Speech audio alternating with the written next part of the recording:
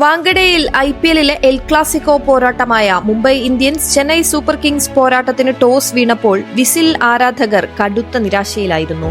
മുംബൈക്കെതിരെ കളിക്കുമെന്ന് ഏകദേശം ഉറപ്പിച്ചിരുന്ന തല ധോണിയെ 11ലോ impact sub ലിസ്റ്റിലോ കാണാൻ പറ്റിയില്ല എന്നതായിരുന്നു അതിന് പ്രധാന കാരണം.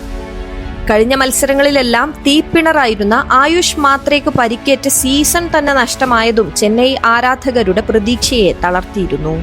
എന്നാൽ എല്ലാവർക്കും പകരമായി അവൻ ഒറ്റക്ക് അവതരിച്ചു. ചരിത്രമെമ്പാടും കണ്ട ആ മൈതാനത്ത് അവൻ മറ്റൊരു ചരിത്രം കുറിച്ചു. ആഴ്ചകൾക്ക് മുൻപ് ഇതേ സ്റ്റേഡിയത്തിൽ ഇംഗ്ലണ്ടിനെതിരെ 89 റൺസ് നേടി ഇന്ത്യയെ T20 ഫൈനലിലേക്ക് നയിച്ച സഞ്ജു സാംസൺ ഇക്കുറി നേടിയത് പുറത്താകാതെ 101 റൺസ്. ഒറ്റക്ക് പടവെട്ടി വന്ന് കാത്തിരിപ്പിനും അവഗണനയ്ക്കും ശേഷം കിട്ടിയ ന്യൂസിലാൻഡിനെതിരെയുള്ള പരമ്പരയിൽ നിറം മങ്ങി ലോകകപ്പിൽ തുടക്കത്തിൽ അവസരവും നഷ്ടമായ ശേഷം വന്ന രാജകീയ കംബാക്കിൽ ലോകകപ്പിലെ പ്ലെയർ ഓഫ് ദി സീരീസും തൂക്കിയ ചേട്ടന് ഇതൊന്നും അവിടെയും നിർത്താൻ ഉദ്ദേശമില്ല എന്നത് തന്നെ. ഈ IPL സീസണിലെ ആദ്യ സെഞ്ചുറി ഡൽഹി ക്യാപിറ്റൽസിനെതിരെ നേടിയ സഞ്ജു ഇന്ന് ശതകം പൂർത്തിയാക്കിയത് ജസ്പ്രീത് ബുംറ അടക്കമുള്ള വമ്പൻ ബൗളിംഗ് നിരയെ പറത്തിവിട്ട്.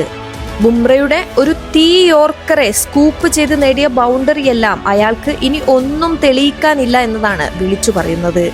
ഇന്നിംഗ്സ് പൂർത്തിയാക്കിയ ശേഷം ഹർദിക് പാണ്ഡ്യ, സൂര്യകുമാർ യാദവ്, ബുംറ തുടങ്ങി സീനിയർ താരങ്ങൾ ഓടിക്കൂടി വന്ന് അഭിനന്ദിച്ചത് ആ ഓറ കൂടിയാണ് കാണിക്കുന്നത്.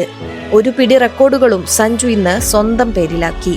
IPLിലെ 5ാം സെഞ്ചുറിയോടെ ഓൾ ടൈം ലിസ്റ്റിൽ 4ാമത്. T20 സെഞ്ചുറിയിൽ 8 എണ്ണത്തോടെ അഭിഷേക് ശർമ്മയും വിരാട് കോഹ്ലിയും കഴിഞ്ഞാൽ 2ാമൻ. ഒരു സിംഗിൾ എഡിഷനിൽ 2 സെഞ്ചുറി നേടുന്ന ആദ്യ വിക്കറ്റ് കീപ്പർ. മുംബൈക്കെതിരെ സെഞ്ചുറി നേടുന്ന ആദ്യ ചെന്നൈ താരം. അങ്ങനെ ഒരുപാട്.